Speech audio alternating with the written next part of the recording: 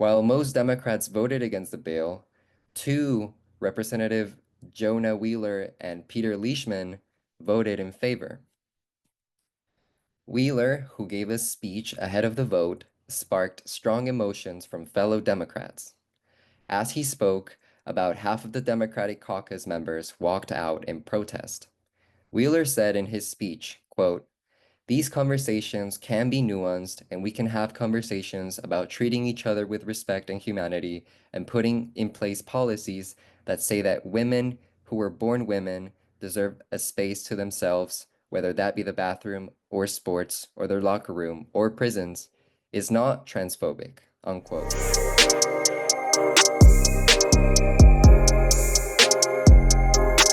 Hello, everyone. Welcome to the LGB Alliance USA News Roundup for the week ending with March 21st, 2025. We are here with Jose, Scott, and me, Ariane. First, a summary of the news.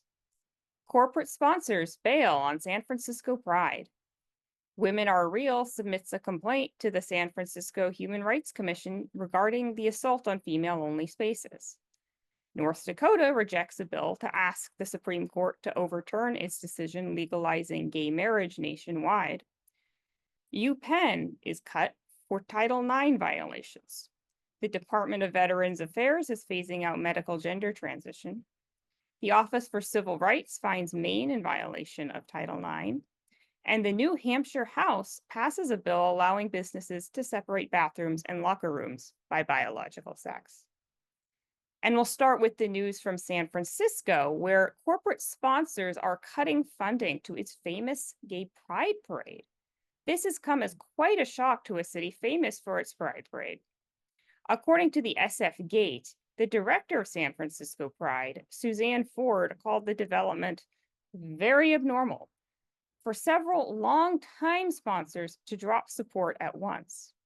According to KTVU, the companies pulling out include Comcast, Anheuser-Busch, Diageo, another alcoholic beverage company that makes Johnny Walker and Guinness, and La Crema, a wine company owned by Jackson Family Wines. Janelle Lubansky, a spokesperson for Jackson Family Wines, told SF Gate that they'll continue to support LGBTQ plus community and is supporting other Pride events, but the challenges the wine industry faces have forced them to cut back on San Francisco Pride. The other companies that pulled out did not respond to SF Gate's request for comment in time. However, it's hard to avoid the speculation that this is due to the political climate in which corporations are growing increasingly wary of being perceived as being too supportive of LGBTQ plus pride. Target, for example, received a lot of backlash for selling too much Pride merch in its stores and ended up cutting back the next year. Now, it's estimated that the companies that pulled out of SF Pride represent about $300,000 of funding. On top of this, SF Pride stopped working with Meta earlier this month due to Meta's withdrawal of support for diversity, equity, and inclusion and easing of censorship on its social media platforms. Pride organizer Suzanne Ford says June's Pride festivities must go on as planned. And they'll have to find some other way to raise enough money. I'd be curious to see what happens. Pride has for a long time now been criticized for being too corporate, too glitzy, too commercialized. This could be an opportunity to change course, but will it be for the better or for the worse? We'll see. And we have more news coming out of San Francisco to report. The gender critical women's group Women Are Real is formally asking the San Francisco Human Rights Commission to, quote, investigate sexual harassment, voyeurism, and indecent exposure faced by women due to naked men in women's sections of SF spas, including convicted rapists, end quote. The organization made the announcement on X on March 17th. This comes in the aftermath of the brouhaha we've been reporting on in the past few weeks regarding Archimedes Banya, a nude bathhouse in San Francisco that was forced to allow trans-identified males into their women's only night following trans activist protests. It was later revealed on Redux magazine that one of the trans protesters was a sex offender. Women Are Real wants the San Francisco Human Rights Commission to investigate whether the city is in violation of the UN Convention of All Forms of Discrimination Against Women, which the city signed, and which requires the city to treat the sexes equally. Women Are Real went on to say on X, quote, "We asked the commission to investigate three items. One, how eliminating female-only accommodations might conflict with SF's CEDAW commitments, that is the UN Convention commitments. Two, whether current practices protect women from unwanted exposure and harassment. And three, how we can address the privacy and safety concerns of women," unquote. A number of Women Are Real members, including lesbians, publicly testified in person in front of the San Francisco Human Rights Commission, arguing for the importance of female-only spaces to protect women's safety. We shall offer links to the Women Are Real posts if you have interest in reading or watching the testimony. Now moving on to North Dakota. On March 13th, the North Dakota Senate rejected a measure that would have asked the Supreme Court to overturn the Obergefell ruling that legalized same-sex marriage nationwide. The vote was 16-31, and there was about 10 minutes of a debate, so it wasn't particularly close. This bill, HCR 3013, passed the North Dakota House of Representatives. It should be noted that even if this bill passed, it would be symbolic. The North Dakota legislature has no actual authority to tell the Supreme Court what to do. Still, it's good news for LGBT Americans to know that even a state as Republican as North Dakota cannot pass a symbolic resolution against same-sex marriage. We often hear a lot of worries from people, especially after the overturning of Roe versus Wade, about the possibility of Obergefell being the next to fall under this right-leaning Supreme Court.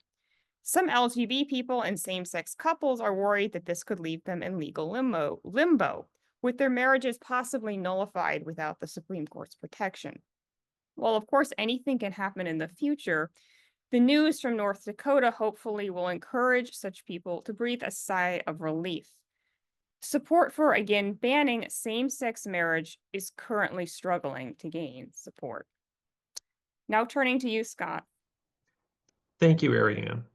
In a decisive move reflecting the administration's stance on transgender participation in women's sports, President Donald Trump has ordered the suspension of approximately $175 million in federal funding to the University of Pennsylvania. This action responds to Upenn's policies permitting transgender athletes to compete in women's sports categories. The funding freeze, announced on March 19th, affects allocations from both the Department of Defense and the Department of Health and Human Services. A senior White House official characterized the measures as, quote, "an immediate provocative action to review discretionary funding streams," end quote. This development follows President Trump's February 5th executive order titled "Keeping Men Out of Women's Sports," which mandates that educational institutions receiving federal funds must restrict women's sports participation to biological women. Noncompliance risks federal funding withdrawal. Upenn became a focal point in this national debate due to swimmer Leah Thomas, who in 2022 became the first openly transgender athlete to win a Division I national championship. Although Thomas no longer competes for Upenn, the university's adherence to inclusive policies has drawn scrutiny. In February of 2025, the Department of Education initiated an investigation into Upenn's compliance with the Title IX regulations concerning sex-based discrimination. The current funding suspension is described as a separate provocative measure not directly linked to this ongoing investigation. Upenn officials have expressed awareness of media reports regarding the funding suspension, but have not received official notification. The university maintains that it has consistently followed NCAA and Ivy League policies regarding student-athlete participation. The NCAA, following the executive order, revised its policies to restrict women's sports competitions to biological women. This policy shift has intensified discussions on balancing competitive fairness with inclusion. Critics argued that the administration actions infringe upon the rights of transgender individuals and set a concerning precedent for federal intervention in educational institutions. Supporters contend that these measures are necessary to preserve fairness in women's sports. This funding freeze occurs amid broader federal scrutiny of university policies nationwide. Other institutions, such as Columbia University, have faced similar actions, prompting debates about academic freedom and institutional autonomy. In other news, the Department of Veteran Affairs, the VA, announced on March 17th of 2025 that it will phase out all medical treatments for gender dysphoria, including hormone therapy and surgical options for transgender veterans. This decision aligns with President Donald Trump's executive order recognizing only two sexes, leading to policy changes across federal agencies. VA Secretary Doug Collins stated that the department, begin quote, should not be focused on helping veterans attempt to change sex, end quote, asserting that most Americans and veterans would support this decision. He emphasized that while transgender veterans will continue to receive other benefits and services, and he emphasized that while transgender veterans will continue to receive other benefits and services, any gender transition-related care must be privately funded.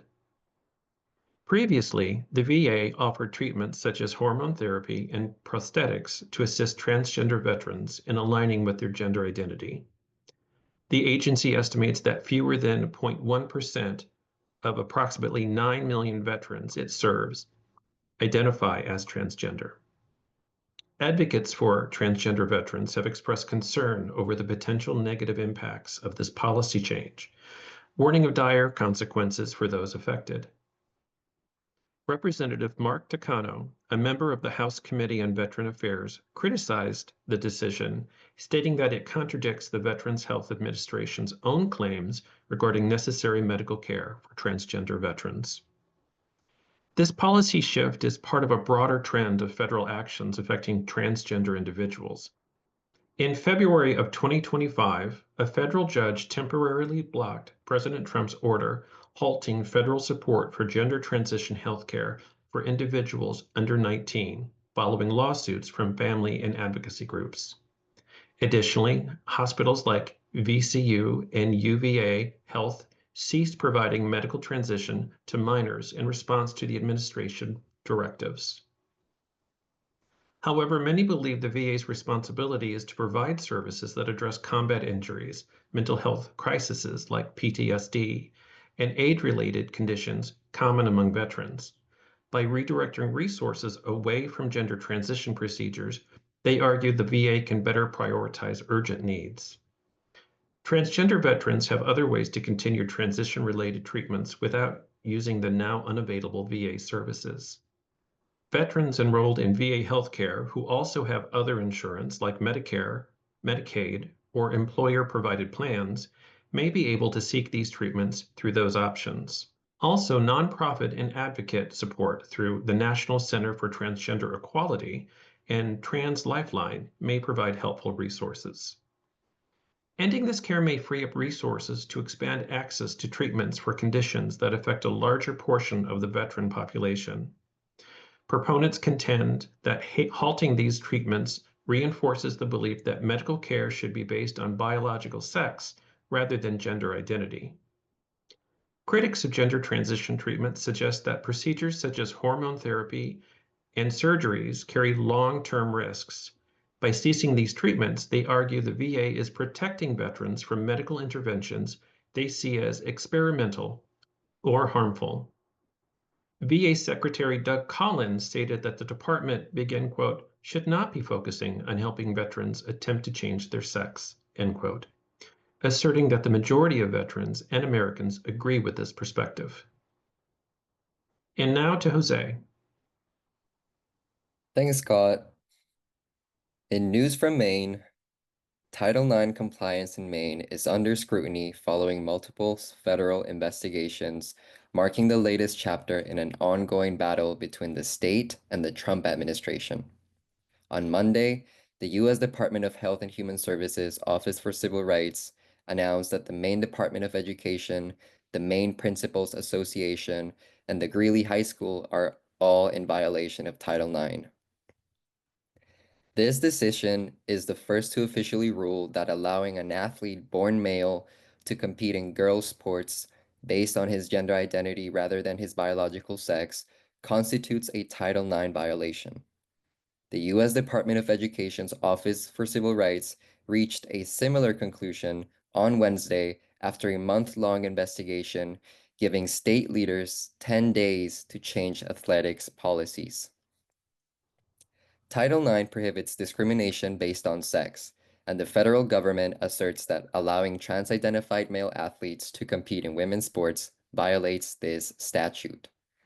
The MPA, which governs high school sports in Maine, argues it is not bound by Title IX since it does not receive federal funding. It maintains that its only obligation is to follow the Maine Human Rights Act, which prohibits discrimination based on gender identity. In a statement, the MPA reiterated its commitment to Title IX's principles and suggested the issue should be decided by the Maine legislature and Congress. The Office for Civil Rights, however, contends that the MPA must comply with Title IX because the Maine Department of Education granted it authority to regulate interscholastic sports. Anthony Archibald, acting director of the OCR at HHS, said, quote, "The Maine Department of Education may not shirk its obligations under federal law by ceding control of its extracurricular activities, programs, and services to the Maine Principals Association," unquote. The OCR also stated that federal law preempts conflicting state law, asserting that Maine's Human Rights Act cannot override Title IX. Civil rights attorney Jackie Werns noted that the Education Department's finding carries significant weight due to the substantial federal funding at stake. In fiscal year 2024, the U.S. Department of Education awarded $347 million to Maine entities. Greeley High School, the Maine Principals Association, the Maine Department of Education now have 10 days to comply or risk legal action and funding cuts. In more news from the Northeast, the New Hampshire House passed a bill protecting single-sex spaces and services. House Bill 148 adds exemptions to the anti-discrimination law that allows businesses, organizations, and governmental entities to classify certain services by a person's biological sex. The bill allows those entities to separate people by biological sex in bathrooms, locker rooms, athletic or sporting competitions, prisons, jails, juvenile detention centers, and mental health hospitals and treatment centers. Republicans, nearly all of whom voted in favor for the bill, argued the exemptions are necessary to protect biological women in sensitive areas such as bathrooms and locker rooms. The law does not require businesses to separate bathrooms by biological sex, but those that do so will no longer be violating anti-discrimination laws. A nearly identical version of the bill passed the House and Senate in 2024, but was vetoed by then-Governor Chris Sununu. But TQ plus rights groups and Democrats have condemned the bill in part because the bill does not provide a definition of biological sex.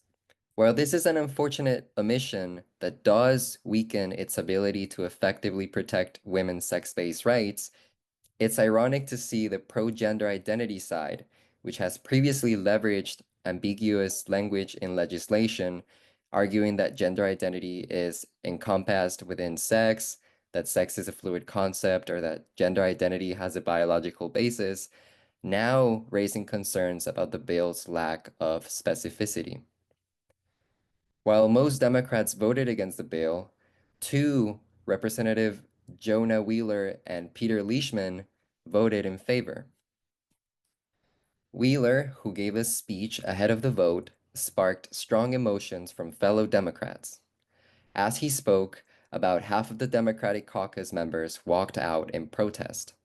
Wheeler said in his speech, quote, "These conversations can be nuanced, and we can have conversations about treating each other with respect and humanity and putting in place policies that say that women who were born women deserve a space to themselves, whether that be the bathroom or sports or their locker room or prisons, is not transphobic," unquote. Wheeler noted that a fellow Democrat in his hometown, a woman, recently told him that she left the party over this issue. He also said several fellow Democrats called him, quote, "a Nazi for having given this speech," unquote. Wheeler added, quote, "The orthodoxy of the Democratic Party on this issue has left us to where we cannot have nuanced discussions, and women are being silenced in this conversation. As much as people don't want to hear that, that is what's happening," unquote. He also said, quote, "I don't think that your position or side benefits from calling the other a Nazi when they're trying to ask genuine questions about women's spaces and the protection of women inside those spaces," unquote. In response, Democratic Representative Heath Howard posed a question comparing keeping women's spaces female only to the whites only restrooms of the Jim Crow era. Given that Wheeler is one of the few black representatives in the 400-member House, tension in the room immediately rose. Wheeler, however, remained calm. He said, quote, "Representative, race and what happened in the Jim Crow era is, yes, significantly different than sex and talking about women in their private spaces," unquote. After the vote, Representative Alessandra Murray, who identifies as a queer non-binary, took to X to publicly attack Wheeler, accusing him of lying about his true position on the issue. She tweeted, quote, "I have never been more disappointed in a friend and a colleague than I am by Jonah Wheeler. It's really sad what people will do to gain political power. He's doing this for press coverage," unquote. Murray added in later posts, quote, "I was close friends with Jonah in our first session, and I know this isn't in line with his actual values," unquote. Wheeler has faced harsh, though less public attacks from his fellow Democrats in the past. Last year, he voted in favor of a ban on sex change surgeries for minor children. After Thursday's Democratic attacks on Wheeler, House Republicans rallied on his behalf. Representative John Sweeney said, quote, "Democrats need to take a long, hard look in the mirror before they accuse anyone of lacking integrity. Democrats' callousness in comparing the plight of African Americans fighting for their rights to the Democrat fight for putting men in girls' locker rooms is abhorrent," unquote. And House Majority Leader Jason Osborne offered Wheeler perhaps the highest praise. Quote, "I hope other Democrats don't start listening to Representative Wheeler. It would make it harder for us to beat them if they ever decided to adopt the common sense positions of normal, everyday people," unquote. The bill will next head to the state Senate, where it passed last year. Thank you, Jose. And that actually sounds like it's a positive news story to end on. I'm New Hampshire's kind of an interesting state, at least that's my understanding politically. It's a swing state that I think is currently it's under, like you were saying, the Republicans are in control, but it's at least that my impression is that it's kind of more like libertarian and it's not like socially conservative. So it's good to see that Republicans in New Hampshire, nonetheless, on this issue, they took the right stance. And it's good also to see that there at least was some Democrat support for it as well. That said, it is frustrating that it's so hard for Democrats to do the right thing on this issue without getting completely and utterly pummeled by their own party. So, yeah. What do you think about that? Yeah, I think it mirrors what happens to like liberal people when they speak out on this issue.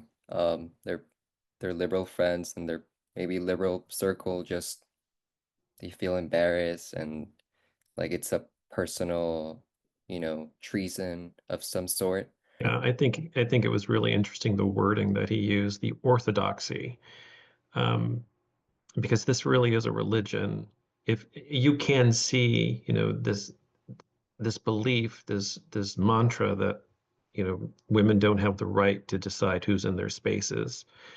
Um, and I think the Democratic Party is treating Wheeler like a lot of people treat people who, when they say something against this, you are either an angel who believes all of this and accepts everything, all of the dogma, or you are a demon or a Nazi. If you don't, there's no shades of gray, which means there can be no discussion. And I think this is a perfect example of someone standing up and taking a position and getting no support from his political party.